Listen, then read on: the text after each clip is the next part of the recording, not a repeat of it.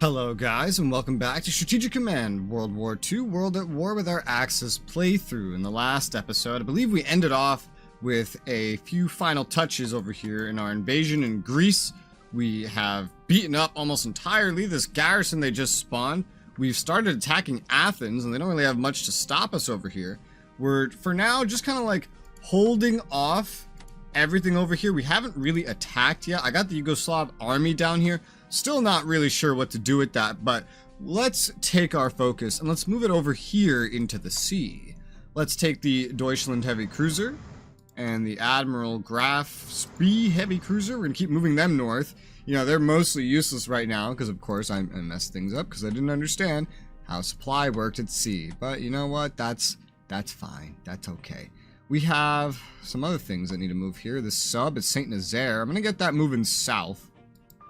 Like so we can just start raiding more down here. You know, we have everything up here, which is fine because everything comes through here, but they also have a lot of ships up here that are messing with me, so we maybe don't want to, I don't know, push our luck. I'll move this one down this way. It's still mostly fine. It's at 7, but I might want to get it moving for like a full recovery, so I'm just gonna send it east like so.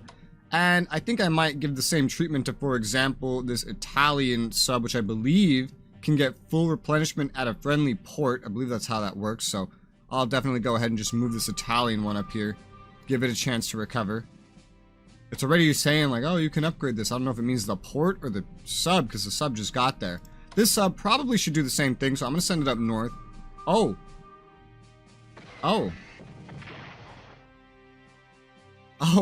Okay. So we ran into the Mohawk destroyer, and yeah, it's right here, right next to this heavy cruiser, man. I'm gonna put this back in port for now, and it's down here patrolling, and we just ran right into it, and that's pretty much all there is to say. Yeah, it's basically everything. We move this guy down a little bit, maybe try and grab some attention. Oh my God, we're just having a terrible time with avoiding these fuckers right now. 1-for-1 damage, better than what we just had happen. Let's go ahead and move around a little bit. I'm gonna move this guy a little bit closer just in case he's needed. Just keep raiding for the time being. This guy, I'll just go ahead and like give him elite reinforcements again. Take some more MPPs out of Germany. Get him as strong as he can, I guess. I don't really see why not. Well, I try to get the 2 heavy cruisers somewhere where they can like replenish. They just need to get into a port. That's pretty much it. I feel like I could make that happen. Over here in Germany, I'm going to reinforce the Z2 destroyer, finally. Get that better. I think I'll go ahead and upgrade just as much as I can the Z20 destroyer, which is something that'll be pretty handy to kind of keeping track of this area over here. I doubt we'll like find anything, but like, can do a little recon over there. Yeah, no. Here's the problem with spotting subs. If we actually do want to use our bombers on them, specifically subs, is that we have to see them. We have to see them. I can have these bombers here on standby, but really, unless they sail ships up to me, bombers here, they don't actually seem like they'll get much use. You need like a really cocky player coming in here to really take good advantage of this as a platform. So like, I'm tempted to just take all of this and move it southeast and just stop caring as much about this, but like, at the same time, it is a deterrent. All they can really do to raid me over here is with subs. If I don't leave anything over here at all, they could just sail up big ships like they did earlier and then just raid like that, and then all this money would just kind of go to waste, and you know, we don't want that. With German MPPs, let's go ahead and reinforce up to 8. It looks like this HQ, I guess that's as far as it can get right now. Get the Hungarian HQ up to 10. That's very, very expensive to do. Let's reinforce this fighter up to max. All right, now every one of these is at max. They just need upgrades. So infantry weapons, anti-air, that's essential. Mobility, not as essential. Handy, but way too expensive when I need to upgrade this many units. Infantry weapons, anti-air. So the whole Romanian, quote-unquote, front line is kind of upgraded with these. At least, you know, the fighting units are. We got to get it for these units as well, and then we're going to have to get them to, like, move up. That'll be fun.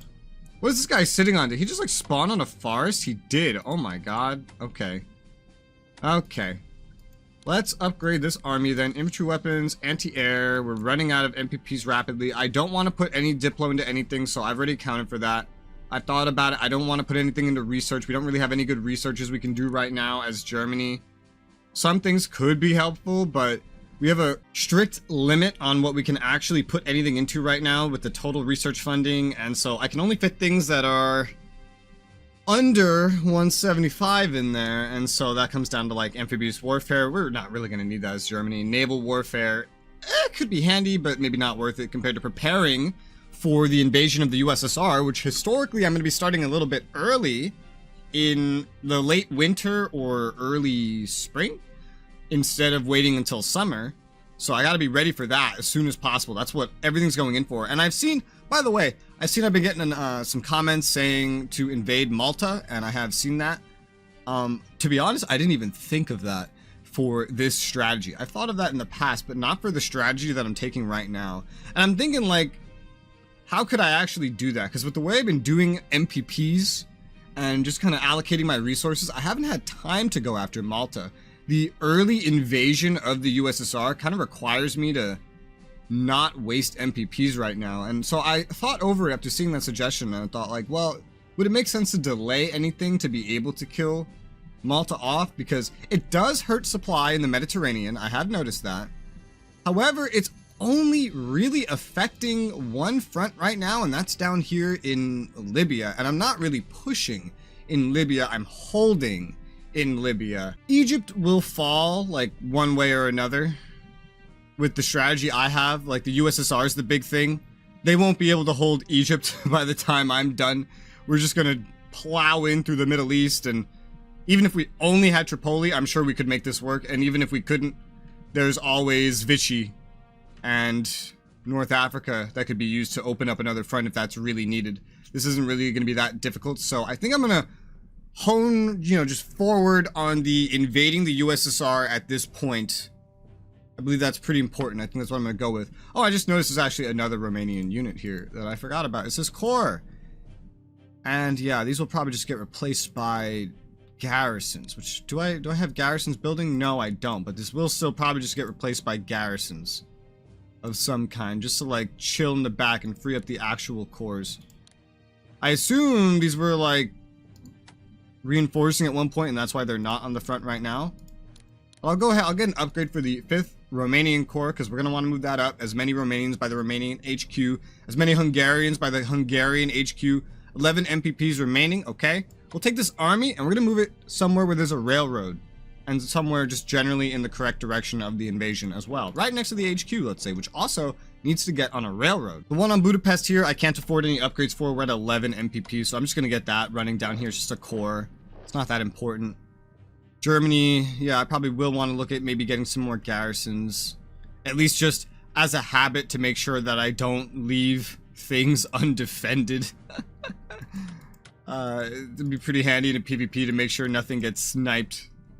Kind of talked about that, I think, in the last or the episode before that.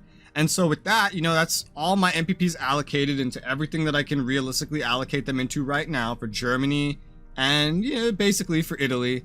There's not too much that's vital to do with them. Kind of have all my moves done. So we can go look at Japan, probably. Yeah, nothing's really changing over here. We're just kind of holding out. Japan it is. Now with Japan, I got the Mogami and the Tony. I assume that sounds Japanese. Otherwise, I would have said ton. Heavy cruisers to spawn in here. So let's go ahead and place them. Let's place them around Tokyo, basically. Put them both down there. That's pretty simple. It's pretty nice. No upgrades to be done anywhere around here. Supplies good everywhere around there, I believe. And we have a front to look at. I have 324 MPPs to use as Japan. Japan has a lot of room to put stuff into research. We have our advanced pushing. We've unlocked infantry weapons 2. So we're trying to cycle units in and out and get them in a position where we could just curb stomp the Chinese no matter how entrenched they are. This front is in an interesting spot for sure. Our fighters are injured, so I do want to go ahead and just fully recover those as I can. I'd like to get some upgrades in because we have kind of been ignoring that. We've done a lot of consecutive bombing runs.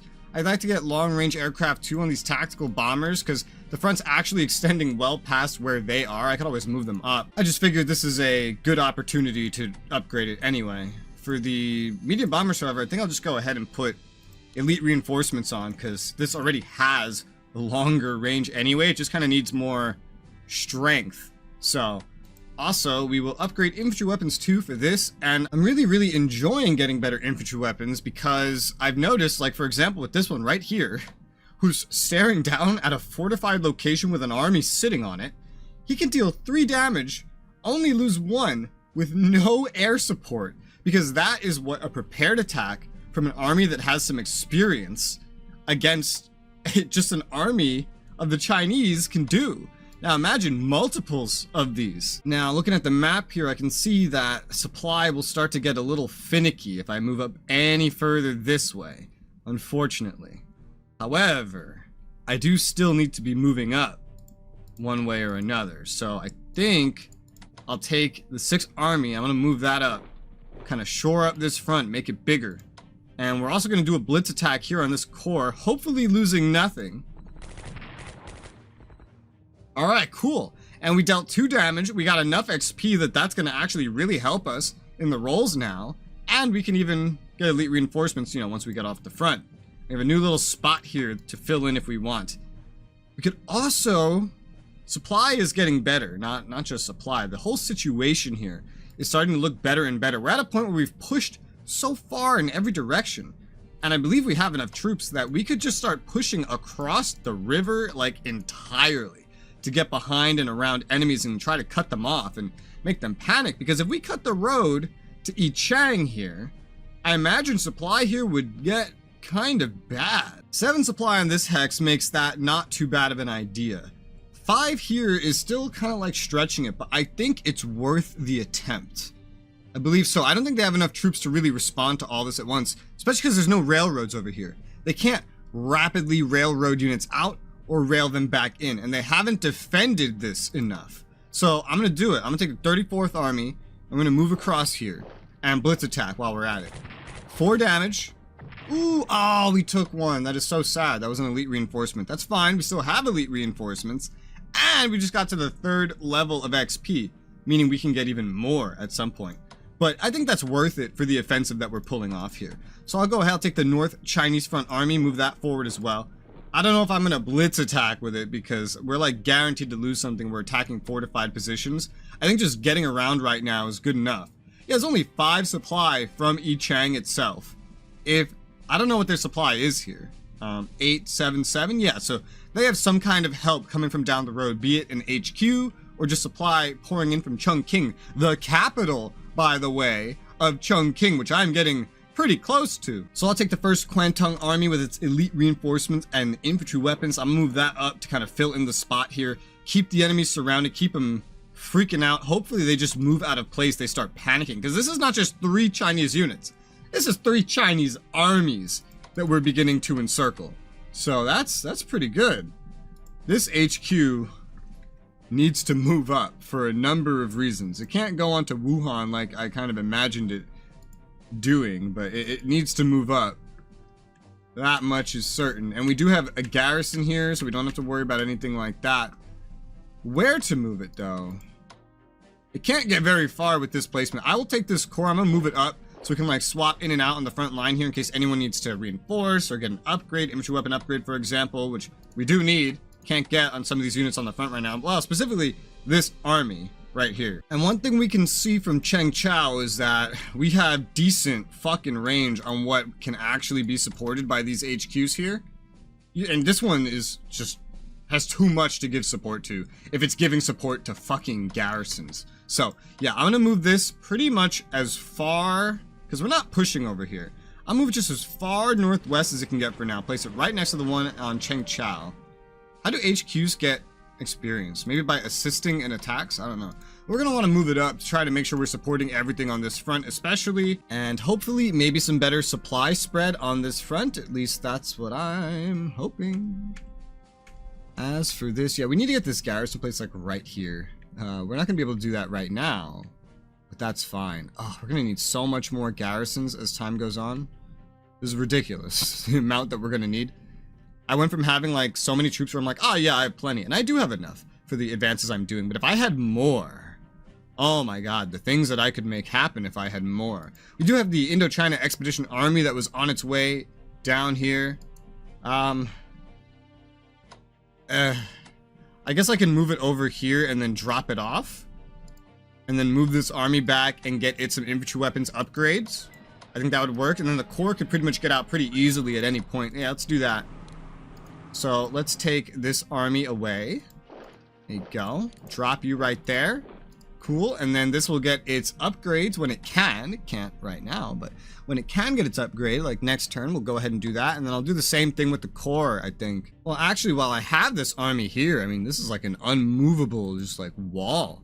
So let's go ahead and just take the corps, move that back to Haikou, and just get both of these their upgrades next turn anyway. Like, what are they going to do?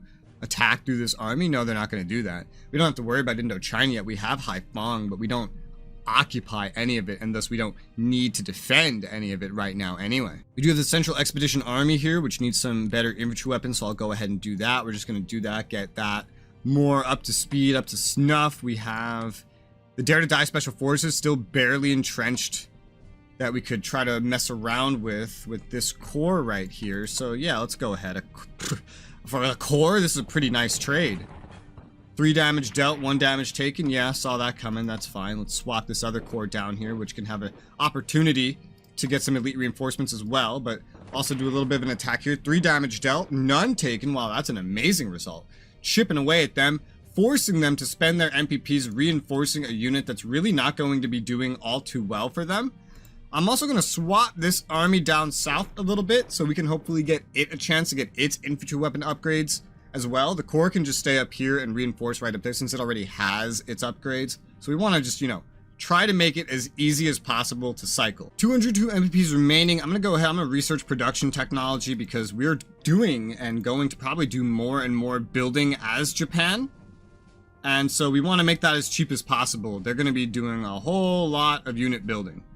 That much is certain. Even though my strategy doesn't really rely on them at all, it's still vital to keep them going and keep them strong and think ahead just in case for whatever reason my strategy that I have fails. So let's go ahead. We're going to get the sub moving south still. I'll just send it right down here. There you go. That's fine. December 20th. Yeah, so we're about a year away from Pearl Harbor, roughly. And roughly around then is when we're going to have to do something with Japan because of the oil embargo and how that's going to affect them with the DEI. I think I'll save that 52 MPPs because we're not direly in need of any more garrisons at the moment. And I still have this corps that I can move if I end up wanting to. I just don't think we're going to need to move it at the moment, but if it becomes necessary, it is an option. Nothing else that really needs any upgrades that can get any upgrades or anything like that. So I'm quite happy with what we've done this turn. I'm quite content. I believe we've set up our next turn pretty well. Yeah, so let's go ahead and we're going to hit end turn. And once again, see what the dastardly allies have. 4% movement towards us. Okay, that's better than nothing. But, you know, that's what paying 50 MPPs got me. Spying and intelligence is Germany. Cool, cool. Infantry weapons level 1 is Italy. Yes! Alright, cool. That's going to be sweet. Long range air as Italy. Okay. Naval weapons as Japan. Oh, there's that snow, baby. Alright, good thing. Good thing that we're waiting for the Soviet Union invasion. Like, man, if I invaded now, I just wouldn't have been ready. I noticed it's probably like, you could probably envision it on a graph. For example, like, how ready you can be against the USSR if they're your main target is Germany, because you're going to be constantly building up MPPs at a rapid pace, and the Soviets are going to be very slow of a trickle in comparison until they start mobilizing. So you kind of have to like think if you want to use that time to your advantage, really. I saw a Chinese corps filled in the gap in the south, right about there. We got some movement in Ethiopia. They're moving up after taking Mogadishu. I don't think they can get some carrier support from that, however. Yeah, I don't think they're... Wow, they have so many ships over here. I didn't do anything like this. Is this historical? Bombing Sirte. Okay. They might have done that already. It looks like they already had. I might want to look into... Because they're trying to get rid of our supply in the region, probably. Might want to look into putting some anti-air capabilities down here, but I don't even know. Because I don't even know how well we're going to hold this. Considering, I mean, look at the advance we're dealing with. They're not dealing any damage yet, but they're wearing away at our readiness and morale, that's for sure. And that HQ's moving up. But they're doing all of this with barely any supply at all, so they might push a little too far. They might fuck up. It is possible.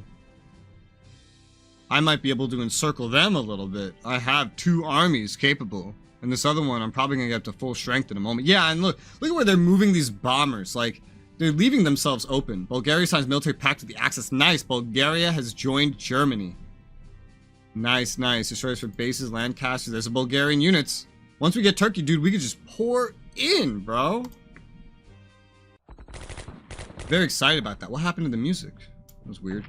Communist activity. Yeah. Fucking communists. Okay, we got mud in China. And snow. Mud and snow. It's a good combo. I've never seen that combo, but like in real life. Special Forces Siwa Oasis. Yes. Germany advised to garrison Soviet frontier. Intelligence reports increased Soviet military activity along the Eastern Front. Ensure we have no less than 4 units within 6 of Warsaw. So it went from 2 to 4. I hate that. That's such bullshit. USSR was not mobilizing against Germany. That's so ahistorical. Whatever. Turkish government continues to lean towards the Axis. We can now either attempt to extract as much trade as possible from this relationship. We can diplomatically direct our efforts at improving the pro-Axis feeling in Turkey. The trade will be worth 5 MPPs a turn for as long as Turkey is neutral with a pro-Axis leaning and Bulgaria, Romania, and Hungary are on our side. Wow, this has very specific conditions. If we focus on improving our relationship with Turkey, then the country will swing 20 to 30% towards the Axis. Would you prefer to secure further trade? Yes. Or would you rather attempt to improve the pro-Axis relationship with Turkey? Oh, this is a big thing. I never saw this event coming. So basically, if you want Turkey to be part of the Axis as part of your strategy, like I do, then you hit no. And this is a big help, 20 to 30%. I mean, honestly, that could almost finish my pulling of Turkey at a very good timing. And if you don't want Turkey to join you, if you don't think that's worth the MPP investment, you could try to keep them neutral but leaning pro-Axis, and then you get 5 MPPs per turn. 12 turns in the year, you're getting 60 MPPs a turn just for kind of leaving Turkey alone and leaving them at least pro-Axis. I mean, what are the allies going to do? Swing them? That's not even going to be that easy. So yeah, let's hit no. Let's hit no. Turkey swings towards the Axis. Prepares for, that's all I needed. Okay, shit. Oh, wow. Wow. Okay, so basically, cool. We had it timed so we had it timed so perfectly. You only need to be at like 90-95% before a nation starts properly joining you. So we must have hit that threshold with like the boost we just got. Okay, maybe I didn't need as much money into Turkey then, but at the same time, it timed it so well that Turkey's gonna join in February. We're gonna be able to open this front in the Caucasus at the start of the war. And we have all of this set up. We're going to be able to pour in here literally immediately while we're overrunning them. Oh, shit. Okay. While we're oh, fucking Christ. They didn't even tell me about this in a pop-up. What sentence do I finish first? While we're overrunning them over here on the German front, slaughtering their units wholesale, we're also going to be able to open up the Caucasus front at the same time. The Soviets are never going to be able to react to this. Now this motherfucking piece of shit game just fucking put this in here. And you know what? There wasn't even a pop-up for this. I'm just lucky that I have like turned on these helpful indicators in the middle of my Allied playthrough, and now I can see having 18 or more units within 10 hexes of Warsaw increases Soviet mobilization. Wow. How long can you ensure their neutrality if you just don't do this then? Is this why I started getting mobilization just for free as the Soviets at around this point? Was it because the Axis had so many units over here? Is that why? I thought it was natural.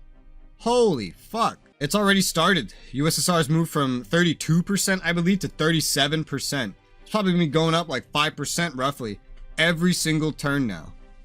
Huh. That's really interesting. That means if you wanted to like navally invade the UK or something, you really could kind of drag this invasion out maybe another year if you just don't leave stuff. Although you'd still give them more time to build up, which is noteworthy. I did not know this was a mechanic. Oh well, you know, live and learn. That's why I'm doing these playthroughs, so I don't learn it in a PvP. We can't invade right now. It's January, so we're gonna have to let them mobilize a little bit more. That won't be that much of a problem. The things we're gaining from building up our armies and our units and getting everything in place early way outweighs any little bit of extra MPPs that they're gonna be getting over the next couple turns at most before our invasion begins. I see potential. I believe we might be able to, like, very, very soon close up the Greek front. It really depends if they live past losing Athens and Kalamata. Kalamata? Don't know how to say that, but I see potential. So I'm gonna take the medium bombers and we're just gonna bomb the fuck out of these guys. Oh, we might deal actual damage. Wow, yeah, their readiness morale is very low. Let's bomb. 2 damage dealt. Holy shit. Readiness morale even lower, and now no entrenchment. Oh my god. Okay, let's attack with the Bosanska Corps. Okay, 2 damage dealt. Ooh, the timing. I can move this away to kind of gain another attack. I want to keep as many of my Yugoslavian units on the rails as possible, because if Greece does just kind of roll over here in a moment, we'll be able to operate them through Turkey, get them pushing into the Caucasus pretty much all together, or prepare them like more slowly for the Middle East, probably Caucasus. Okay, so Bosanska, I guess you just move north. That makes sense, right? We have mobility. Isn't that fucking amazing? We'll take the Bitaliska Corps, move that down here.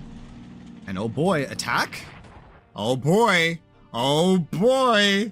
Athens is right there. Now I have to decide, who the fuck am I giving Greece to? I've been thinking for the past 15 minutes now in real life, and I've made my decision.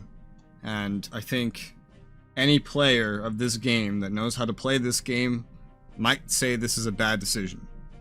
But this is my learning playthrough, so this is the perfect time to learn, right? So, I'm gonna give Greece to Italy. Now let me explain why, so that those of you watching that have and haven't played the game can tell me what you think about it from a non-min-maxy meta standpoint. First and foremost, it's Greece. I don't think this is going to be worth an insane amount of MPPs. Secondly, it's not France. So I don't think there's like an Atlantic Wall event for Germany to get. I don't think there's going to be anything special like that for down here, or if it is, it's not going to be anything as massive as putting a bunch of free guns and shit over there at some point. I don't know when that happens, by the way. Holy wow, I just spilled tea all over my desk in real life. All right, where was I? Yeah, Greece. Not worth a whole lot. Doesn't matter. Not really Atlantic Wally, right? And the MPP is not that big. So to Germany, this amount of MPPs actually wouldn't even make that big of a difference. Who would it make a big difference to, however? Well, probably Italy. Be it for research or movements or now infantry weapon upgrades, for example. Imagine if maybe we do get pushed back over here. Maybe we do. Maybe I didn't move enough.